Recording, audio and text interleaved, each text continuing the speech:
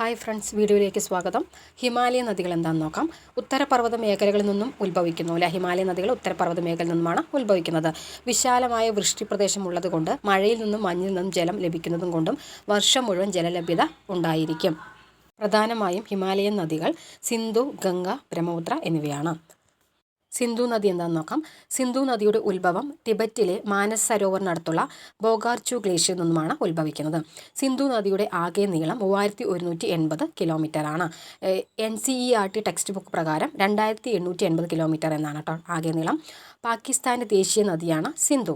പാകിസ്ഥാൻ്റെ ജീവരേഖ എന്നറിയപ്പെടുന്ന നദി സിന്ധുവാണ്. സിന്ധു നദി ഇന്ത്യയിലൂടെ ഒഴുകുന്ന ദൂരം 709 കിലോമീറ്ററാണ്. NCERT പ്രകാരം 1114 കിലോമീറ്റർ പറയുന്നുണ്ട്. ഇന്ത്യക്ക് ഇന്ത്യ എന്ന് പേര് ലഭിക്കാൻ കാരണമായ നദിയാണ് സിന്ധു അഥവാ ഇൻഡസ് എന്നത്. ഇന്ത്യൻ ഉപഭൂഖണ്ഡത്തിലെ പടിഞ്ഞാറോട്ട് ഒഴുകുന്ന ഏറ്റവും വലിയ നദിയാണ് സിന്ധു. പടിഞ്ഞാറോട്ട് ഒഴുകുന്ന ഏക ഹിമാലയൻ നദിയാണ് സിന്ധു. പടിഞ്ഞാറോട്ട് ഒഴുകുന്ന ഏക ഹിമാലയൻ നദി ഏതാണ്? സിന്ധുവാണ്. അറബിക്കടലിൽ പതിക്കുന്ന ഏക ഹിമാലയൻ നദി സിന്ധുവാണ്. ലഡാക്കിലെ ലേ പട്ടണത്തെ ചുറ്റിയൊഴുകുന്ന നദിയാണ് സിന്ധു. ലഡാക്ക്, സസ്കർ എന്നീ പർവ്വതനിരകൾക്കിടയിലൂടെ ഒഴുകുന്ന ഹിമാലയൻ നദിയാണ് സിന്ധു. ഏതൊക്കെയാണ്? ലഡാക്ക്, സസ്കർ എന്നീ പർവ്വതനിരകളിലൂടെ ഒഴുകുന്ന നദി ഏതാണെന്ന് ചോദിച്ചാൽ സിന്ധുവാണ് കേട്ടോ. സപ്ത സിന്ധു എന്നറിയപ്പെടുന്ന നദികളാണ് സിന്ധു, സത്ലജ്, ചിനാബ്, രവി, ബിയാസ്, സത്ലജ്, സരസ്വതി എന്നിവ കേട്ടോ.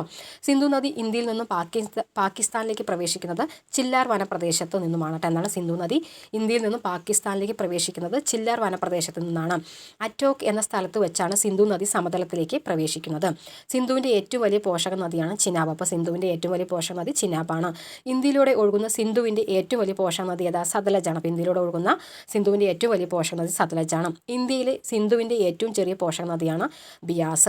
പൂർണ്ണമായും ഇന്ത്യയിലൂടെ ഒഴുകുന്ന സിന്ധുവിൻ്റെ പോഷക നദിയാണ് ബിയാസ്. അപ്പോൾ പൂർണ്ണമായും ഇന്ത്യയിലൂടെ ഒഴുകുന്ന സിന്ധുവിൻ്റെ പോഷക നദി ഏതാ? ബിയാസാണ്. പാകിസ്ഥാനിലെ മിതാൻകോട്ട് എന്ന സ്ഥലത്ത് വെച്ച് ചലം, ചിനാബ്, രവി, ബിയാസ്, സത്ലജ് എന്നീ നദികൾ സിന്ധു നദിയുമായി ഒഴുകിച്ചേരുന്നു. അപ്പോൾ സിന്ധു നദിയുടെ തീരത്ത് സ്ഥിതി ചെയ്യുന്ന പാകിസ്ഥാനിലെ പ്രധാന പട്ടണമാണ് കറാച്ചി. ഏതാണ്? സിന്ധു നദിയുടെ തീരത്ത് സ്ഥിതി ചെയ്യുന്ന പാകിസ്ഥാനിലെ പ്രധാന പട്ടണം കറാച്ചിയാണ്.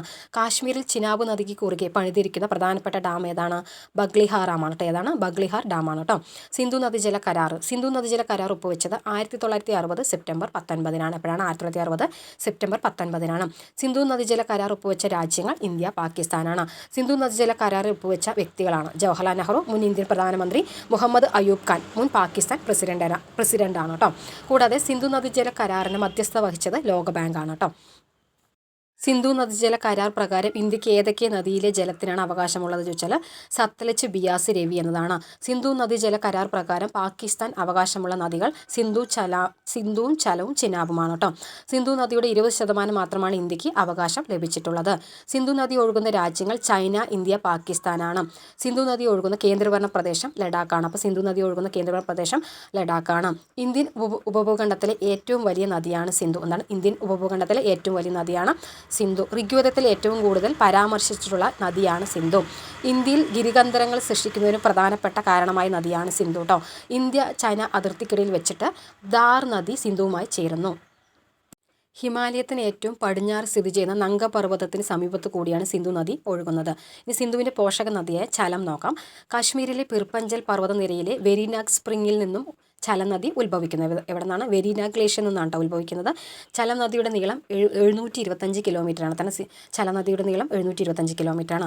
കാശ്മീർ താഴ്വരയിലൂടെ ഒഴുകുന്ന നദിയാണിത് കേട്ടോ. എന്താണ്? കാശ്മീർ താഴ്വരയിലൂടെ ഒഴുകുന്ന നദിയാണ് ചലം. കാശ്മീരിലെ വൂളാർ തടാകത്തിലേക്ക് ഒഴുകിയെത്തുന്ന നദിയാണിത്. ശ്രീനഗർ സ്ഥിതി ചെയ്യുന്നത് ചലം നദിയുടെ തീരത്താണ്. മഹാനായ അലക്സാണ്ടറും പോറസ് രാജാവും തമ്മിലുള്ള ചരിത്രപ്രസിദ്ധമായ ഹഡാസ്പസ് യുദ്ധം നടന്നത് ചലം നദിയുടെ തീരത്താണ്. ഇത് നടന്നത് BC 326-നാണ് കേട്ടോ. പ്രാചീന കാലത്ത് വിദാസ്ത എന്ന പേരിലാണ് ചലം നദി അറിയപ്പെടുന്നത്. അപ്പോൾ പ്രാചീന കാലത്ത് വിദാസ്ത എന്നറിയപ്പെടുന്ന നദി ഏതാണ്? ചലമാണ് കേട്ടോ. ഉറി പവർ പ്രൊജക്ട് സ്ഥിതി ചെയ്യുന്നത് ചലം നദിയിലാണ് കേട്ടോ. അപ്പോൾ ഉറി പ്രൊജക്ട് ഏതിലാണ്? ചലം നദിയിലാണ്. ചലം നദി ചിനാബുമായി കൂടിച്ചേരുന്ന സ്ഥലമാണ് ട്രിമ്മു കേട്ടോ. അടുത്തത് ചിനാബ് നോക്കാം. അസ്കിനി എന്നാണ് പ്രാചീന കാലത്ത് ചിനാബ് അറിയപ്പെട്ടിരുന്നത്. എന്താണ്? അസ്കിനി എന്ന് കേട്ടോ. ഹിമാലയത്തിലെ ബാരാലാച്ചലയിലാണ് ചിനാബ് ഉത്ഭവിക്കുന്നത്. ചന്ദ്രഭാഗ എന്നീ ഉറവകൾ യോജിച്ച് രൂപം കൊള്ളുന്ന നദിയാണ് ചിനാബ്. ഹിമാചൽ പ്രദേശിൽ ചന്ദ്രഭാഗ എന്നാണ് ചിനാബ് നദി അറിയപ്പെടുന്നത്. ദുൽഹസി പവർ പ്രൊജക്ട്, സലാൽ ജലവിദ്യുത പദ്ധതി എന്നിവ സ്ഥിതി ചെയ്യുന്നത് ഏത് നദിയിലാണെന്ന് ചോദിച്ചാൽ ചിനാബ് നദിയിലാണ്. ദുൽഹസ്തി അണക്കെട്ടും ബഗ്ലിഹാർ ഡാമും സ്ഥിതി ചെയ്യുന്നത് ചിനാബ് നദിയിലാണ് കേട്ടോ. അപ്പം കിരൂർ ജലവൈദ്യുത പദ്ധതി നിലവിൽ വന്ന നദി ഏതാണെന്ന് ചോദിച്ചാൽ ചിനാബാണ്. അപ്പോൾ കിരു ജലവൈദ്യുത പദ്ധതി നിലവിൽ വരുന്ന നദി ചിനാബിലാണ്. റാറ്റിഡിൽ ഹൈഡ്രോ ഇലക്ട്രിക് പ്ലാന്റ് നിർമ്മിക്കുന്ന നദിയാണ് ചിനാബ്. എന്നാണ് റാറ്റിഡിലല്ല, റാറ്റിൽ ഹൈഡ്രോ ഇലക്ട്രിക് പ്ലാന്റ് നിർമ്മിക്കപ്പെടുന്ന നദിയാണ് ചിനാബ്. ലോകത്തിലെ ഏറ്റവും ഉയരത്തിലുള്ള റെയിൽപാലം നിർമ്മാണത്തിലിരിക്കുന്നത് ചിനാബ് നദിക്ക് കുറുകെയാണ് കേട്ടോ. പിന്നെ ബിയാസ്, അടുത്തത് ബിയാസാണ്. സിന്ധു നദിയുടെ ഏറ്റവും ചെറിയ പോഷക നദിയാണ് ബിയാസ്. ബിയാസിൻ്റെ ഉത്ഭവസ്ഥാനം റോഹ്തക് ചുരം. എവിടെയാണ്? റോഹ്തക് ചുരത്തിൽ നിന്നാണ് ഉത്ഭവിക്കുന്നത്. ബിബാസ എന്നാണ് പ്രാചീന കാലത്ത് ബിയാസ് അറിയപ്പെട്ടിരുന്നത്. അർജികുജ എന്ന് വേദങ്ങളിൽ അറിയപ്പെടുന്ന നദിയാണ് ബിയാസ്. എന്നാണ് അർജികുജ എന്ന്. പൂർണ്ണമായും ഇന്ത്യയിലൂടെ ഒഴുകുന്ന സിന്ധുവിൻ്റെ പോഷക നദിയാണ് ബിയാസ്. പഞ്ചാബിലെ കപൂർത്തലയിൽ വെച്ച് ബിയാസ് സത്ലജ് നദിയുമായി കൂടിച്ചേരുന്നു. ബിയാസ് നദിയിൽ സ്ഥിതി ചെയ്യുന്ന അണക്കെട്ടാണ് പോങ് അണക്കെട്ട്. ഏതാണ്? പോങ് അണക്കെട്ട്. അടുത്തത് രവിയാണ്.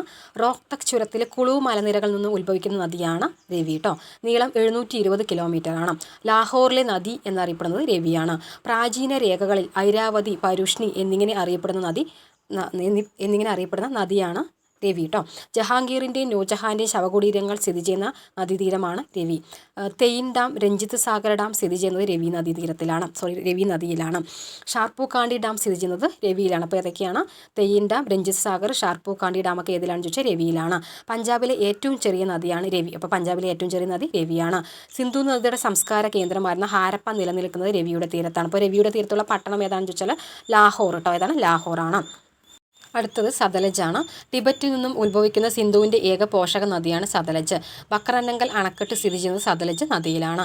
വേദകാലഘട്ടത്തിൽ ഒഴുകിയിരുന്ന സരസ്വതി നദിയുടെ പോഷക നദികളാണ് സതലജ്, യമുന, ദൃശാവതി എന്നിവ. സിന്ധു നദി കഴിഞ്ഞ ടിബറ്റിൽ നിന്നും ഉത്ഭവിച്ച് പടിഞ്ഞാറോട്ട് ഒഴുകുന്ന ഏക നദിയാണ് സതലജ്.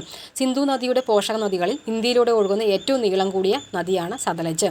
സതലജ് നദിയുടെ ഉത്ഭവം മാനസ് സരോവറിനടുത്തുള്ള രക്ഷസൽ തടാകത്തിലാണ്.